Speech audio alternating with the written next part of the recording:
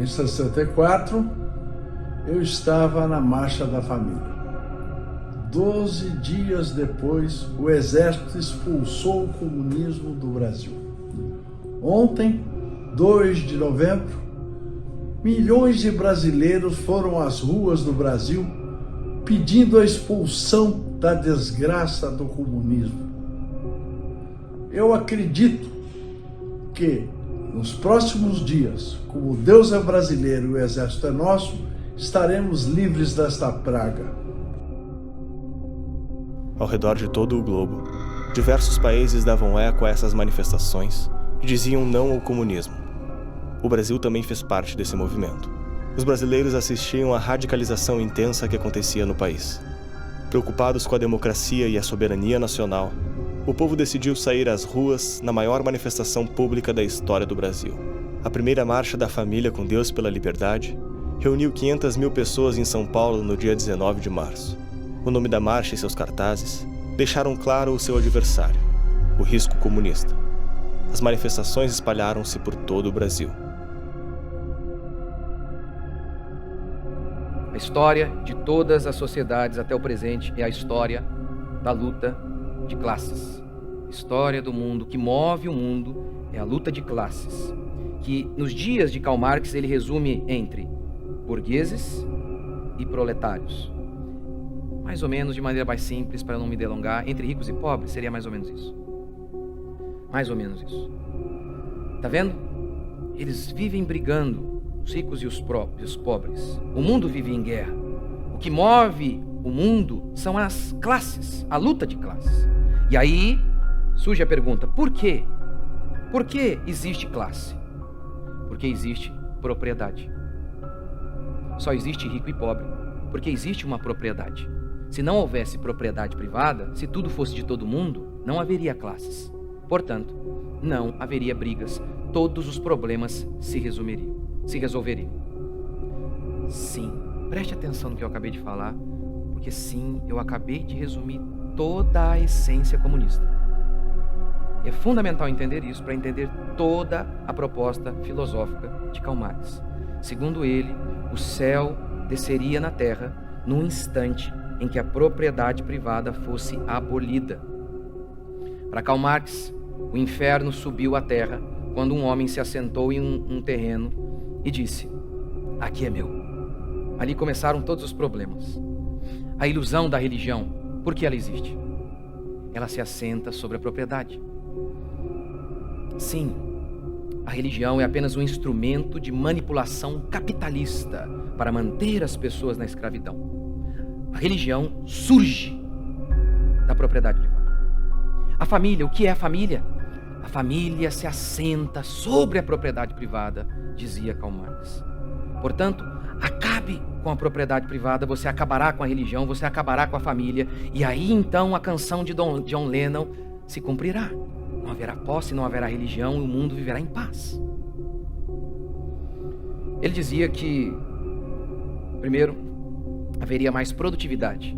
Se não houvesse propriedade privada, os pobres ficariam com os recursos que eles estavam sendo explorados pelos capitalistas. Então, tendo a certeza de que eles obteriam a fonte de os recursos de seu trabalho, eles então teriam mais ânimo e por isso eles iriam trabalhar muito mais. O mundo seria muito mais próspero. Não foi assim. Lenin, seguindo as ideias de Karl Marx, em 1917 deu o golpe bolchevique na União Soviética. Primeiro, ele estatizou as propriedades, ou seja, todas as propriedades foram roubadas e transferidas para o Estado. E ele coletivizou o campo, de maneira que se você produzisse trigo, você não ficaria mais com o seu trigo. Esse trigo iria para um fundo comum, em que o Estado distribuiria de maneira igualitária para todos. Qual foi o resultado dessa política? Mais de 100 milhões de mortos, a maioria de fome. Por quê? Não tendo estímulo para trabalhar, haja visto que eles não viam esperança de ficar com aquilo que produziam, as pessoas não trabalhavam. Eles tiveram que ter uma presença muito grande do Estado para obrigar as pessoas a trabalhar. As pessoas não queriam trabalhar.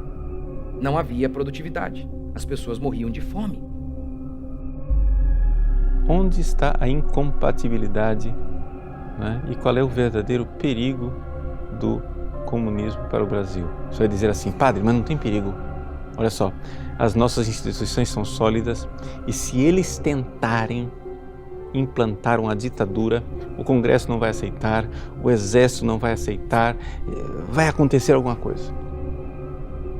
Sim, mas será que você está enxergando onde está o verdadeiro perigo?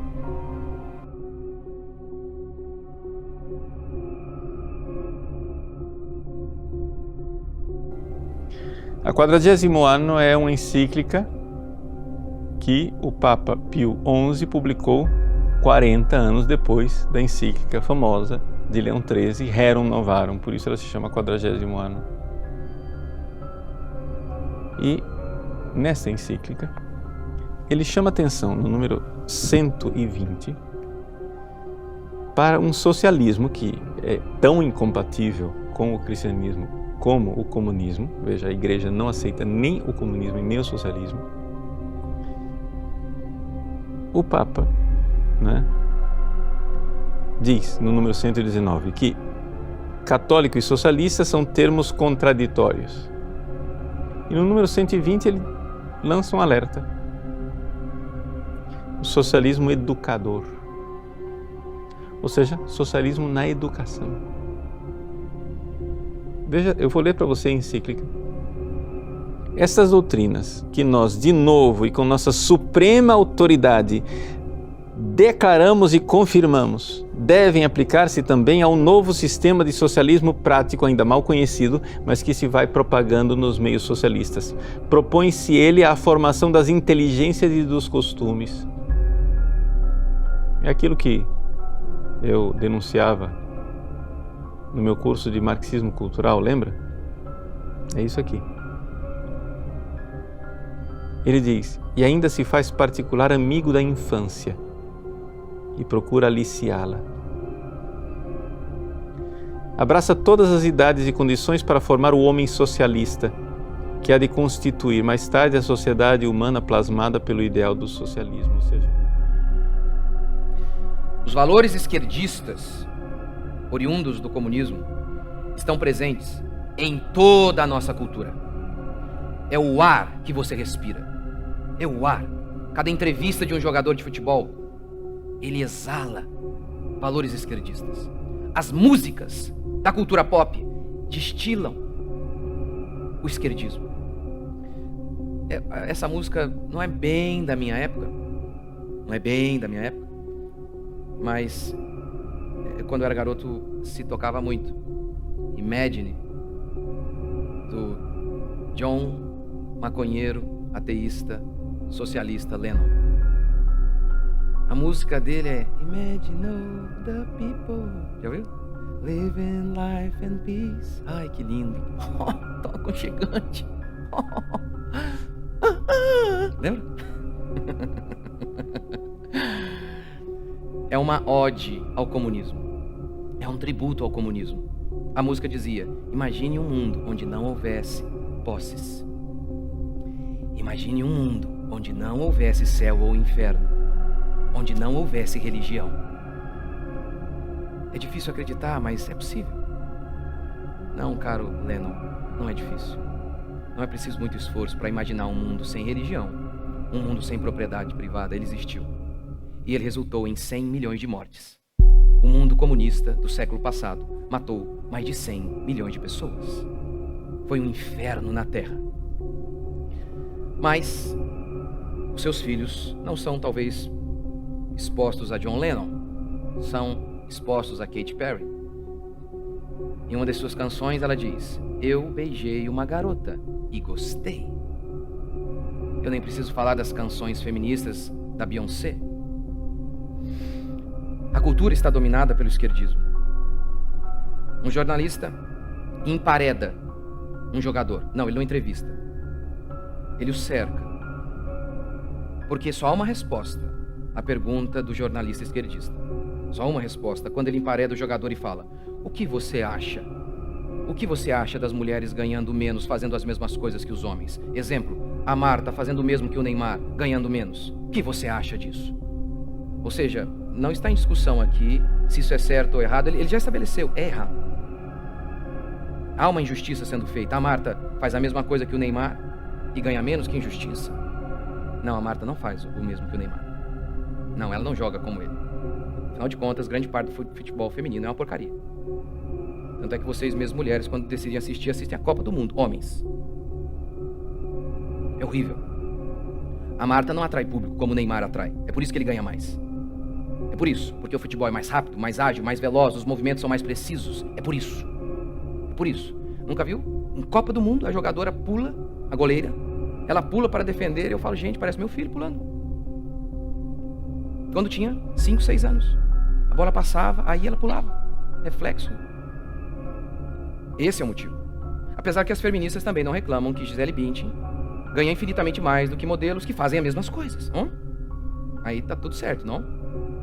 Tá vendo? Está em todos os lugares esses conceitos feministas. Aqui está a luta de classes. As mulheres são oprimidas pelos homens.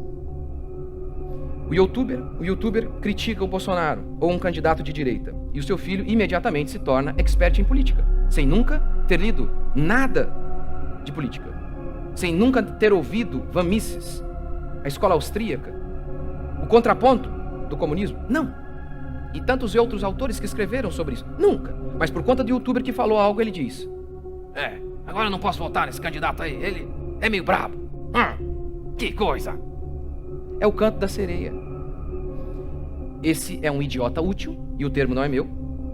Esse garoto, esse youtuber bonitinho, ele é um idiota útil, que nem ele mesmo estudou profundamente o comunismo, ele não sabe nada. Ele apenas é um papagaio que repete as ideias esquerdistas para ganhar dinheiro. Porque na mídia é assim, se você não bater continência para as doutrinas esquerdistas, você está desempregado. Experimente na mídia dizer que você é contra o homossexualismo. Você está desempregado. E é isso que eles fazem. E aí o garotinho que está lá ouvindo, Felipe Neto, Felipe Castanhari, esses comunistinhas, esses esquerdistas. E aí o menininho ouve e fala, tá vendo? É por isso que eu não posso votar num candidato de direita, porque eles são malignos. E se tornou expert em política naquele instante. É nada.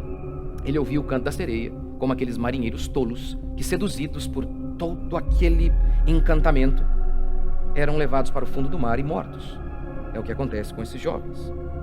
Você ainda soma o fato de que eles estão o tempo inteiro entregues a professores marxistas, e é óbvio que o resultado disso é o seguinte: ou o seu filho vai negar a fé cristã, ou então ele vai procurar uma igreja moderninha, onde há o ídolo ali do esquerdismo.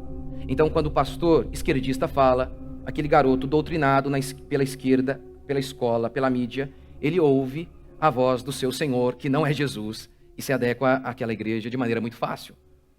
É isso que acontece hoje.